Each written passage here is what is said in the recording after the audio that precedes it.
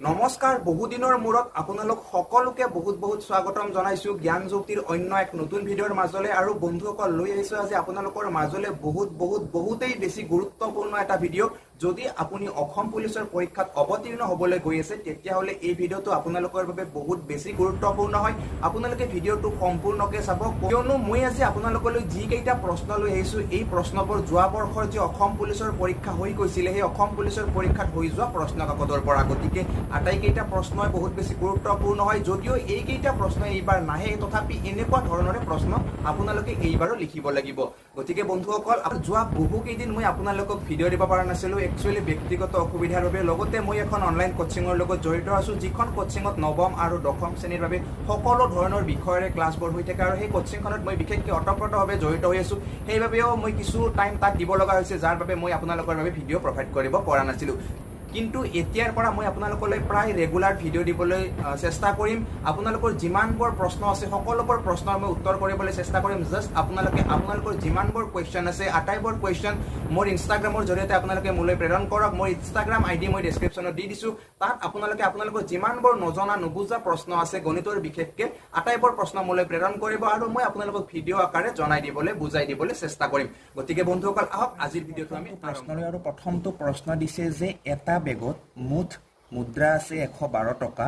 বেগটোত 1 টকা 50 পইচা আৰু 10 পইচাৰ মুদ্ৰাৰ অনুপাত আছিল 3:8:10 প্ৰশ্ন হ'ল 50 পইচাৰ মুদ্ৰা বেগটোত কিমান আছে নিশ্চয় আপোনালোকে প্ৰশ্নটো বুজি পাইছে যে প্ৰশ্নটোত কি কৈছে এটা বেগ আছে ফাৰ্ষ্ট আপোনালোকে ধৰি লওক যে এটা বেগ আছে আৰু বেগটোত টোটেল পইচা কিমান আছে 112 টকা আছে আৰু 112 টকা যি পইচা আছে সেই পইচা কি ধৰণৰ পইচা আছে কিছুমান 1 টকা পইচা আছে কিছুমান 50 পইচাৰ পইচা আছে লগতে কিছুমান কি আছে 10 পইচাৰ পইচা আছে মতে মই ধুনীয়াকৈ লিখি লৈছো যে 1 টকাৰ মুদ্ৰা কিমান আছে 50 পইচাৰ মুদ্ৰা কিমান আছে আৰু 10 পইচাৰ মুদ্ৰা কিমান আছে আমি লিখি লম কিমান আছে নাজানো কিন্তু আমি কি জানো এটা ৰেচিও জানো মানে আমি কি জানো এটা অনুপাত জানো যিটো অনুপাত কি বুলি কৈছে 1 টকাৰ যিটো মুদ্ৰা 1 টকাৰ মুদ্ৰাটো কিমান আছে 3 তাৰ পিছত যেটো 50 পইচাৰ মুদ্ৰা হেতু আছে 8 আৰু যেটো 10 পইচাৰ মুদ্ৰা হেতু কিমান আছে 10 আছে ঠিক আছে এইটো এটা অনুপাত হয় কিন্তু এটো মানে পইচাৰ সংখ্যাটো নহয় গতিকে পইচাৰ সংখ্যা যদি উলিয়াব লাগে আমি কি কৰিব লাগিব আমি x ধৰিব লাগিব ধৰা হল মানে x টো আমি কি পইচাৰ অনুপাত গতিকে কি কৰিছো এতিয়া আমাৰ উত্তৰটো ওলাই যাব সহজ হবে 1 টকাৰ মুদ্ৰা কিমান আছে 3x টা আছে 50 পইচাৰ মুদ্ৰা কিমান আছে 8x আছে আৰু 10 পইচাৰ মুদ্ৰা কিমান আছে 10x আছে ঠিক আছে আপোনালোকে নিশ্চয় বুজি পালে ন এইখিনিলৈকে এতিয়া আমি এইটো বস্তু সিম্পলিফিকেশন কৰিম অ্যাকৰ্ডিং টু কোৱেশ্চন মানে কোৱেশ্চনত যি দিয়া আছে সেইটো কৰিম যে গোটেইকেইটা আমি যোগ কৰিম মানে 1 টকাৰ 50 পইচাৰ আৰু 10 পইচাৰ আমি যোগ কৰিম যে 1 টকাৰ পইচা যদি 3x হয় কিমান হ'ব টোটেল 3x হ'ব হয়নে 1 টকাৰ পইচা কিমান আছে 3x আছে 50 পইচাৰ কিমান আছে 8x মানে এই দুটা আপোনালোকে পূৰণ কৰক 50 পইচাৰ লগত যেতিয়া আপোনালোকে 8x পূৰণ কৰিব কিমান পাব আপোনালোকে এটো পইচাৰ পৰা আপোনালোকে টকা লৈ যাব টকা লৈ গলে কি হ'ব 0.5 * 8 হয়নে মানে কিমান হ'ব তেতিয়া 4x পাব একেদৰে এটো আপোনালোকে কি কৰিব লাগিব 0.1 * 10 কৰিব লাগিব মানে এটো আপোনালোকে কি পাব x পাব মানে 0.1 পূৰণ 10 কিমান হ'ব 1 হ'ব ঠিক আছে আৰু আটাইকেইটা যি পইচা আমি পাই গলো মানে 3x 4x আৰু x এই গোটেইখিনি পইচা যোগ কৰিলে বেগত কিমান পইচা আছে 112 টকা পইচা আছে পুৰা ক্লিয়াৰ আপোনালোকৰ এতিয়া আপোনালোকে চাওক 3x 4x আৰু x যোগ কৰিলে কিমান হ'ব 3 4 7 7 1 কিমান 8x সমান আমি কিমান পালো 112 মানে বেগত কিমান আছে 112 টকা পইচা আছে এতিয়া x ৰ মান ওলাই যাব হয়নে নহয় 8x মানে যদি 112 হয় এটা x মানে কিমান হ'ব 8 ৰে 112 টো হৰণ কৰি দিলে হৈ গল আৰু যেতিয়া আপোনালোকে 8 ৰে 112 হৰণ কৰিব তেতিয়া আপোনালোকে উত্তৰ কিমান পাব 14 পাব মানে ইপিনে আপোনালোকে হৰণটো এনেকৈ কৰি চাব পাৰে যেতিয়া মানে কৰিব 8 ৰে 11 কিমান যাব একবাৰ 3 ৰব কি আপোনালোকৰ 3 আৰু 2 32 8 4 গুণ কিমান 32 মানে 8 ৰে 112 কিমান বাৰ যাব 14 বাৰ যাব মানে x ৰ যেটো মান x ৰ মান আমি কিমান পালো 14 পালো কিন্তু আমাক কি লাগে x ৰ মান নালাগে আমাক কি লাগিব 8x ৰ মান লাগিব কাৰণ আমাক প্ৰশ্নটো সুধিছে যে 50 পইচাৰ মুদ্ৰা কিমান আছে গতিকে এটা x মানে যদি 14 হয় 8x মানে কিমান হ'ব মানে 50 পইচাৰ মুদ্ৰা কিমান আছে আমি 8x ধৰিছিলো গতিকে 8 পূৰণ 14 কিমান হ'ব 14 গুণ কিমান হ'ব 12 হ'ব মানে 50 পইচাৰ মুদ্ৰা বেগটোত কিমান আছে 112টা আছে এইটোৱে হ'ব এই প্ৰশ্নটোৰ শুদ্ধ উত্তৰ নিশ্চয় আপোনালোক সকলোৱে বুজি পাইছে নহয় নে যদি কিবা বুজি পোৱা নাই তেতিয়াহলে আপোনালোকে কমেন্ট বক্সত কমেন্ট কৰি জনাব পাৰে চাওক পিছৰটো প্ৰশ্ন কি দিছে যে 675 টকা 75 জন ছাত্ৰ-ছাত্ৰীৰ মাজত সমানে ভগাই দিয়াত প্ৰতিগৰাকী লৰাই 20 টকাকৈ আৰু প্ৰতিগৰাকী ছোৱালীয়ে 5 টকাকৈ পালে প্ৰশ্ন হল এতিয়া ছাত্ৰ-ছাত্ৰীৰ মাজত কিমান গৰাকী ছোৱালী আছে খুব জটিল যেন লাগিছে ন প্ৰশ্নটো দেখাত বাপৰে বাপ 675 টকা পইচা আছে আৰু সমানে ভগাই দিছে বুলি কৈছে কিন্তু লৰাখিনিক বেছিকে দিছে ছোৱালীখিনিক কমকে দিছে হয়নে কোৱেশ্চনটো জটিল যেন লাগে কিন্তু একদম জটিল নহয় আপোনালোকে খুব সহজভাৱে কৰিব পাৰিব মই খুব সহজভাৱে আপোনালোকক বুজাই দিম জাস্ট আপোনালোকে ভালদৰে চাই গৈ থাকক মই কেনেকৈ বুজাই দিছো চাওক কোৱেশ্চনটো আপোনালোকে সকলোৱে নিশ্চয়কৈ বুজি পাইছে নহয় নে যে কোৱেশ্চনটোত কি কৰা আছে লৰা ছোৱালীৰ মুঠ যিটো সংখ্যা সেইটো দিয়া আছে কিন্তু কিমান লৰা কিমান ছোৱালী এইটো দিয়া নাই গতিকে আমি প্ৰথম অৱস্থাত ধৰি লৈছো যে ধৰা হল লৰা আৰু ছোৱালীৰ সংখ্যা x আৰু y মানে লৰাৰ সংখ্যা আমি ধৰিছো x ছোৱালীৰ সংখ্যা আমি ধৰিছো কিমান y ধৰি লৈছো ঠিক আছে গতিকে আমি ইয়াৰ পৰা আমি এটা কাম কৰিব পাৰিম যে ধৰক প্ৰশ্নমতে যদি আমি চাও according to question তেতিয়াহলে আমি কি কৰিব পাৰো যে যিটো লৰা যোগ ছোৱালী টোটেল কিমান বুলি কৈছে কোৱেশ্চন মতে যে 75 আছে লৰা ছোৱালী মিলি কিমান আছে 75টা আছে গতিকে আপোনালোকে এইটো সমীকৰণ নম্বৰ 1 এনেকৈ দিব পাৰে কাৰণ আমি এই প্ৰশ্নটো সমীকৰণ আকাৰত কৰিবলৈ ট্ৰাই কৰিম মানে ইকুৱেশ্যন বনাই কিনে কৰিম তেতিয়া আমাৰ সহজ হয় মানে ঠিক আছে এইখিনিলৈকে তো আপোনালোকে বুজি পালে ন এইবাৰ পিছৰ ষ্টেপটো লৈ আহিছো চাব যে প্ৰতিগৰাকী লৰাক কিমানকৈ দিছে 20 টকাকৈ দিছে তাৰ পিছত ছোৱালীক কিমানকৈ দিছে 5 টকাকৈ মানে 20x মানে লৰাৰ x আছিলে ন ছোৱালীৰ কি আছিলে y আছিলে মানে 5y সমান কিমান টোটেল পইচা কিমান দি দিছে ডিস্ট্ৰিবিউট কৰিছে 675 টকা ঠিক আছে এইখিনিলৈকে পুৰা ক্লিয়াৰ বুজি পাইছে ন গতিকে এইবাৰ আমি কি কৰিম এই যিটো সমীকৰণ এইটো আমি লঘিষ্ঠ ৰূপলৈ ল'ম মানে আমি সৰু কৰি ল'ম অকণমান সৰু কৰিলে কি কৰিম আটাইকেইটাকে 5 ৰে ডিভাইড কৰি দিছো 5 ৰে ডিভাইড কৰিলে কি হ'ব এটো হ'ব 4x + y ইকুৱেল 135 হ'ব মানে আটাইকেইটাকে আমি কি কৰিছো 5 ৰে ডিভাইড কৰি দিছো ঠিক আছে এইখিনিলৈকে 100% বুজি পাইছে ন গতিকে এবাৰ চাওক y ইকুৱেল 135 - 4x ঠিক আছে মানে এই যেটো 4x তো আমি কি কৰিছো এবাৰ এই পিনে লৈ গৈছো মানে সমান চিনৰ সেই পিনে লৈ গৈছো বৰ্ডাৰ পাৰ কৰি গতিকে আমি কি লিখিছো মাইনাস লিখিছো ঠিক আছে পুৰা ক্লিয়াৰ এবাৰ পিছৰ ষ্টেপটো লৈ আহিছো পিছৰ ষ্টেপটো আমি কি কৰিম এই যেটো আমি y ৰেতে মান পালো এই মানটো আমি কি কৰিম আমি প্ৰথম যেটো সমীকৰণ পাইছিলো ইয়াত আমি পুট কৰি দিম ঠিক আছে গতিকে চাব প্ৰথমটো সমীকৰণ কি আছিল x + y আছিল ন গতিকে x + y ৰ মান কি পালো আমি 135 - 4x ঠিক আছে ইকুৱেল কিমান আছিলে 75 আছিলে ঠিক আছে এবাৰ চাওক যে এই যেটো +x এই যেটো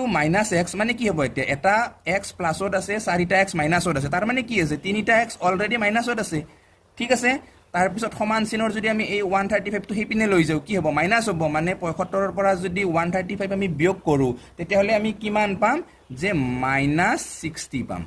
ঠিক আছে এটো আপোনালোকে বিয়োগটো কৰি চাব পাৰে এতিয়া সমান চিনৰ এই পিনেও মাইনাস আছে এই পিনেও মাইনাস আছে গতিকে মাইনাস মাইনাস প্ৰথমে আমি কাটি থৈ দিলো কাৰণ সমান চিনৰ দুও পিনে মাইনাস থাকিলে আমি কাটিব পাৰো ঠিক আছে মানে 3x সমান আমি কিমান পালো 60 এতেকে x সমান কি হ'ব 3টা x মানে যদি 60 এটা x মানে কিমান হ'ব 20 হ'ব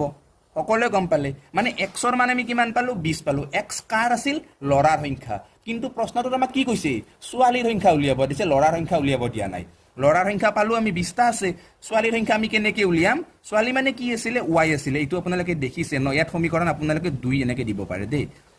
তাৰ পিছত চাওক এই 2 নম্বৰ সমীকৰণটো জাস্ট ছোৱালীৰ সংখ্যাটো ওলাই যাব মাত্ৰ মানটো বহাই দিলে হল y ইকুৱেল কিমান আছে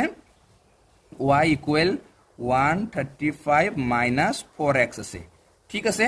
135 - 4x আছে তাৰ পিছত 135 - 4x মানে কি x ৰ মান আমি পালো 20 যা 4 কিমান হ'ব 20 যা 4 কিমান হ'ব 80 হ'ব ঠিক আছে গতিকে 135 ৰ পৰা যেতিয়া 80 মাইনাস কৰিব তেতিয়া এনসাৰ কিমান হ'ব 55 হ'ব মানে ছোৱালীৰ সংখ্যা কিমান আছে 55 টা ছোৱালী আছে আৰু 20টা কি আছে লৰা আছে মানে লৰা ছোৱালী আমি দুটা উলিয়াই পেলালো যেহেতু আমাক কোৱেশ্চনত উলিয়াব দিছে ছোৱালীৰ সংখ্যা গতিকে শুদ্ধ উত্তৰ কি হ'ব 55 হ'ব আৰু এইটো হ'ব কাৰেক্ট এনসাৰ ঠিক আছে সকলোৱে বুজি পালে ন এইবাৰ আগবাঢ়িছো তাৰ পৰৱৰ্তী প্ৰশ্নটোলৈ আৰু পৰৱৰ্তী প্ৰশ্নটো হৈছে যে এখন কলেজৰ কলা বাণিজ্য আৰু বিজ্ঞান শাখাৰ আসনৰ সংখ্যাৰ একাধিক ক্ৰমে অনুপাত আছিল 5:7:8 এটা প্ৰস্তাৱ অনুসৰি আসনৰ সংখ্যা 40%, 50% আৰু 75% বৃদ্ধি কৰা হ'ল এতিয়া আসনৰ সংখ্যা বৃদ্ধি পোৱাৰ পিছত বৃদ্ধি পোৱা আসনৰ যি অনুপাত সেই অনুপাত কিমান হ'ব আমাক নিৰ্ণয় কৰিব দিছে প্ৰশ্নটো এইটো জটিল প্ৰশ্ন যেন লাগে খুব জটিল যেন লাগে কিন্তু আপোনালোকক যেতিয়া মই কৰি দেখুৱাম তেতিয়া আপোনালোকে গম পাব যে ইমান ইজি কোৱেশ্চন নে এনেকুৱা লাগিব সঁচাকে চাওক কোৱেশ্চনটো বুজি লওক আপোনালোকে বেলেগ একো কৰিব নালাগে জাষ্ট বুজক কোৱেশ্চনটো কি কৈছে যে কোৱেশ্চনটোত আমাক কৈছে যে এখন কলেজ আছে আৰু কলেজখনত তিনিটা ষ্ট্ৰীম আছে সায়েন্স ষ্ট্ৰীম আৰ্টছ ষ্ট্ৰীম আৰু কমাৰ্চ ষ্ট্ৰীম তিনিটা ষ্ট্ৰীম আছে চাওক মই আপোনালোকক লিখি দেখুৱাই দি আছো যে ধৰক এটা কলেজত কি আছে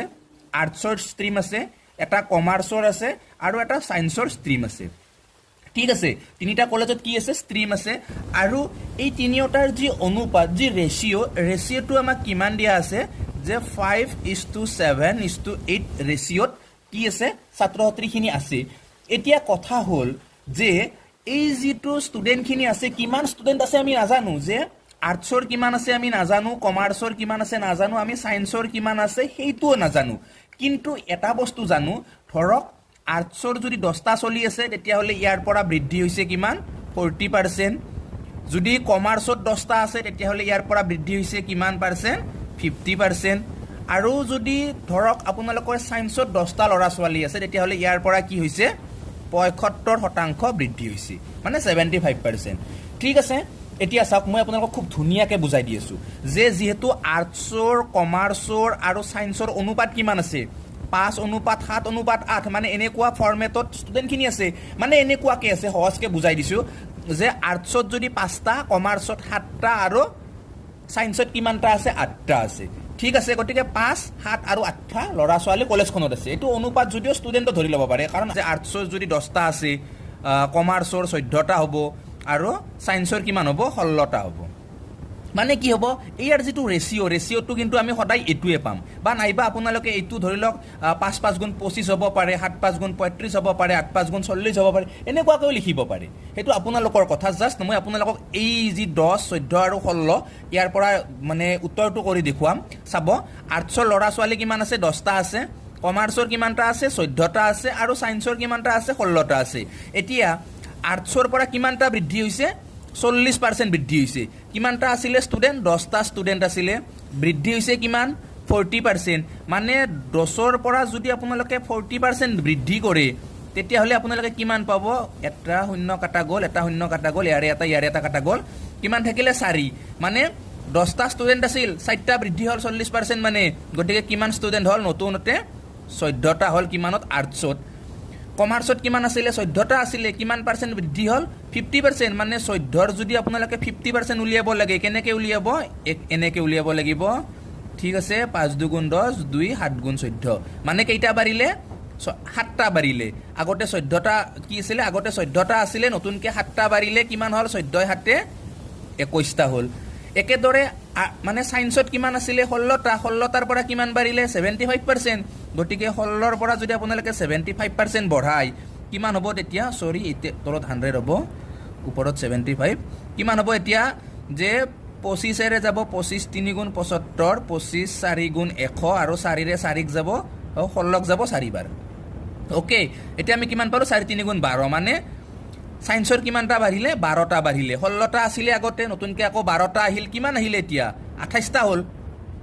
হয়নে নহয় আগতে 16টা আছিল নতুনকৈ 12টা বাঢ়িল 28টা হ'ল এতিয়া যিটো নতুন ছাত্ৰ ছাত্ৰীৰ যিটো সংখ্যা নতুন যিটো ৰেচিঅ' কি হ'ব ইয়াৰ পৰা ৰেচিঅ' মানে কি আটাইকেইটাকে যদি লঘিষ্ঠ ৰূপত আমি নিব পাৰোঁ যিটো আটাইতকৈ সৰু হ'ব সেইটোৱে হ'ব ৰেচিঅ' হয়নে মানে চাওক তিনিওটাকে 7ৰে যাব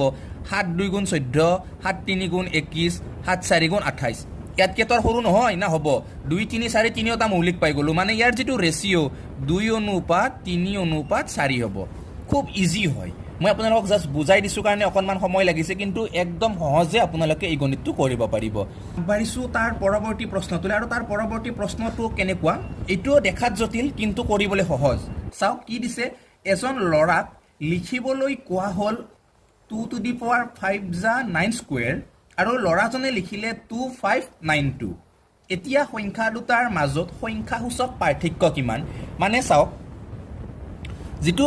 লৰাজনক লিখিব দিছিলে কি লিখিব দিছিলে যে 2 to the power 5 যা 9 স্কয়াৰ মানে 2592 এনেকৈ লিখিব দিছিলে ঠিক আছে 2592 লিখিব দিছিলে আৰু লৰাজনে কি লিখিলে যে 2592 এইটো লিখি দিলে লিখিব দিছিলে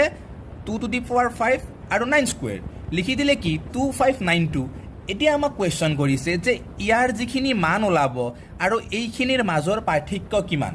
এইখিনি সুধিছে আমাক গতিকে চাওক ইয়াৰ মান আপোনালোকে কেনেকৈ উলিয়াব 2 to the power 5 মানে কি 2 ৰ ওপৰত যেটো 5 আছে তাৰ মানে আমাক এইটো বুজাইছে যে 2 5টা পূৰণ ঠিক আছে 2 কেইটা পূৰণ 5টা পূৰণ আৰু 9 কেইটা পূৰণ 2টা পূৰণ 9 পূৰণ 9 ঠিক আছে আৰু এইটো সাইডে কিমান আছে 2592 আছে ওকে এতিয়া আপোনালোকে চাওক এইখিনি যেতিয়া পূৰণ কৰিব 2 5টা পূৰণ কৰিলে আপোনালোকে কিমান পাব 2 দুগুণ 4 4 দুগুণ 8 8 দুগুণ 16 16 দুগুণ কিমান পাব আপোনালোকে 32 পাব তাৰ পিছত 9 দুটা পূৰণ কৰিলে আপোনালোকে কিমান পাব 9 9 গুণ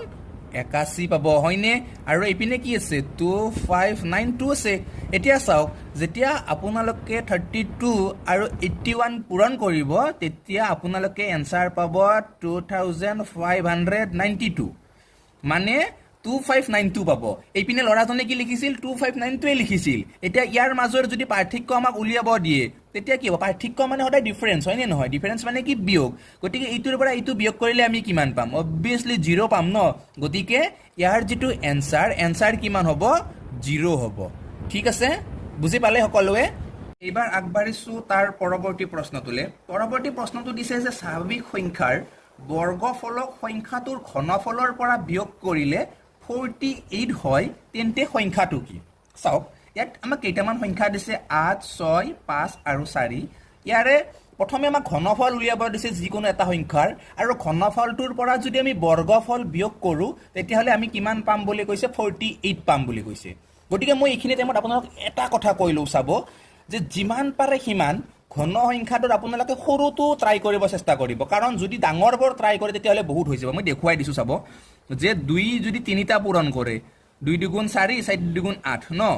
3টা পূৰণ কৰতে 8 পালো 2টা পূৰণ কৰতে আমি কিমান পালো 4 পালো কিন্তু যদি 2 ৰ পৰা 10 লৈকে বেছি নহয় 10 যদি 3টা পূৰণ কৰে আপোনালোকে কিমান পাব 10 10 গুণ 100 100 10 গুণ কিমান 1000 10 দুটা পূৰণ কৰিলে কিমান পাব আপোনালোকে 100 গতিকে ইয়াৰ ডিফাৰেন্স কিমান 900 হৈ যাব ইয়াৰ ডিফাৰেন্স কিমান হ'ব 4 হ'ব গতিকে চাওক 2 4 10ত কিমান 900 গতিকে আমাক কিমান লাগে জাস্ট 48 লাগে কাৰণ 48 ডিফাৰেন্স হ'ব লাগে গতিকে আপোনালোকে সহজটো চাওক সৰুৰ পৰা যাওক ডাঙৰৰ পৰা নাহিব সৰুৰ পৰা গলে আটাইতকৈ সৰুটো কি আছে 4 আছে মানে 4 পূৰণ 4 মানে এইটো কি 4 ৰ ঘনফল হ'ব 4 4 গুণ 16 16 4 গুণ কিমান 64 হ'ব তাৰ পিছত 4 ৰ বৰ্গ কিমান হ'ব 4 পূৰণ 4 কিমান হ'ব 4 4 গুণ 16 ডিফাৰেন্স কি হ'ব ইহত দুটাৰ 64 পৰা যদি 16 বিয়োগ কৰে 14 ৰ 6 গলে হ'ব 8 তাৰ পিছত 5 ৰ 1 গলে কিমান 4 মানে 48 ওলাই গল মানে যেটো আমাক কোৱেশ্চন কৰিছে যে কোনটো সংখ্যাৰ ঘনফলৰ পৰা বৰ্গফল বিয়োগ কৰিলে আমি 48 পাম তেতিয়া আপোনালোকে উত্তৰ লিখিব লাগিব 4 ঠিক আছে বুজি পালে সকলোৱে নিশ্চয় ভালো লাগিছে চাগে ইয়াৰ আৰু বেলেগ ধৰণৰ প্ৰসেস ঠিক তেনেকুৱা নাই আপোনালোকে অকনমান নিজৰ কমন সেন্স খটাব লাগিব নিজৰ ব্ৰেইনটো আৰু গণিতত বিশেষকৈ আপোনালোকৰ ব্ৰেইন ইউজ কৰিবই লাগিব যিমান ব্ৰেইন ইউজ কৰিব সিমানে আপোনালোকে নতুন নতুন স্মাৰ্ট পদ্ধতিৰ দ্বাৰা মানে কোৱেশ্চনবোৰ কৰিব মানে পাৰিব মানে এই কোৱেশ্চনটো কি দিছে যে এ আৰু বি ৰ গড় আয়ুস 30 বছৰ বি আৰু সি ৰ গড় 26 বছৰ এতিয়া এ আৰু সি ৰ বয়সৰ পাৰ্থক্য কিমান আয়ুস মানে বছৰ এটো আয়ুস বুলি দিব নালাগিছিল বছৰ বুলি দিব লাগিছিল সাকে প্ৰশ্ন বনাওতে অকনমান বেলেগকে বনালে বাৰু একো নাই প্ৰশ্নটোত আমাক এনেকৈ কৈছে যে এ আৰু বি ৰ বয়স মানে চাওক মই লিখি দেখুৱাই আছো এ আৰু বি ইহত দুটাৰ যেটো বয়স দুটাৰ বয়সৰ গড় যেটো হ'ব গড় কিমান বুলি কৈছে 30 বছৰ আৰু বি আৰু সি ইহত দুটাৰ যেটো বয়সৰ গড় এটো আমাক কিমান বুলি কৈছে 26 বছৰ এতিয়া আমাক উলিয়াব দিছে এ আৰু সি ৰ ডিফাৰেন্স মানে এ মাইনাস সি সমান কিমান আমাক উলিয়াব দিছে খুব সহজ হয় মই আপোনালোক এটা কথাই কৈছো খুব সহজ হয় মাত্ৰ আপোনালোকে চাব মই কেনেকৈ কৰি দেখুৱাইছো চাওক প্ৰথমে কি কৈছে এ আৰু বি দুটাৰ গড় কিমান বুলি কৈছে 30 বছৰ বি আৰু সি ৰ গড় কিমান বুলি কৈছে 26 বছৰ এতিয়া চাওক মই দেখুৱাই দিছো a + b হৰণ 2 সমান 30 ঠিক আছে এৰ বয়স বিৰ বয়স যোগ কৰি 2 ৰে হৰণ কৰিলে আমি কিমান পাম 30 পাম ঠিক আছে ডেট মিনছ কি a প্লাছ বি ইকুৱেল কিমান হ'ব a প্লাছ বি ইকুৱেল 60 হ'ব এই দুইটো ইপিনে গ'লে পূৰণ হ'ব ইপিনে হৰণ আছে হয়নে একেদৰে B plus C divide 2 equal 26 গতিকে বি প্লাছ চি ইকুৱেল কিমান হ'ব 52 হ'ব একদম ক্লিয়াৰকে আপোনালোকে বুজি পাইছে হয়নে মানে বি চিৰ বয়সৰ গড় 26 বছৰ গড় মানে কি যেটো দুটা আছে দুটাই হ'ব মানে মুঠ কিমান হ'ব বি আৰু চিৰ দুটাৰে বয়স যোগ কৰিলে যেহেতু গড়টো 26 বুলি কৈছে মুঠটো 52 হ'ব ইয়াৰো যেহেতু এ বিৰ গড় 30 মুঠ কিমান 60 হ'ব দুটাৰ বয়স যোগ কৰিলে নিশ্চয় বুজি পাইছে আপোনালোকে এতিয়া আপোনালোকে ধৰক যে এই যেটো ইকুৱেশ্যন এইটো আপোনালোকে 1 নম্বৰ ধৰক আৰু এইটো 2 নম্বৰ ইকুৱেশ্যন ধৰক ঠিক আছে এতিয়া কি কৰক আপোনালোকে একৰ পৰা দুইটো বিয়োগ কৰি দিয়ক মানে 1 নম্বৰ ইকুৱেশ্যন বিয়োগ 2 নম্বৰ ইকুৱেশ্যন কি পাব আপোনালোকে হেতু চাই লওক যে কি আছে 1 নম্বৰ ইকুৱেশ্যনটো আছিল যে a + b হয়নে a + b আছিল a + b ৰ পৰা আপোনালোকে কি বিয়োগ কৰক যে বিয়োগ কৰক b + c ঠিক আছে সমান্তৰাল ইপিনে আপোনালোকে কি লিখক 60 বিয়োগ 52 মানে এই যিখিনি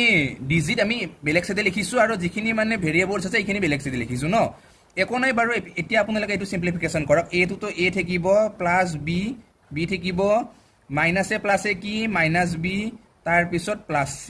ইকুৱেল কিমান হ'ব 60 ৰ পৰা যদি 52 যায় তেতিয়া হলে থাকিব 8 দেখিছে আপোনালোকে এটা প্লাস b এটা মাইনাস b দুটা কাটা কাটি গল কি থাকিল এতিয়া